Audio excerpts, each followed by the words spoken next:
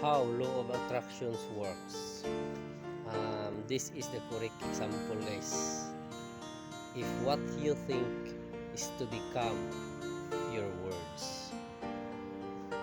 words is to become your action. Action is to become your result. Your result is to become your reality.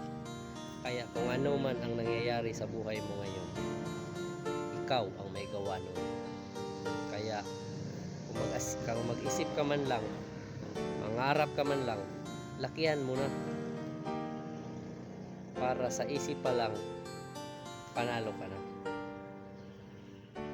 Kapag nagtanim ka dito ng positibo, for sure, positibo din ang lalabas sa'yo. Kaya guys, think wisely. That's all, and follow for more.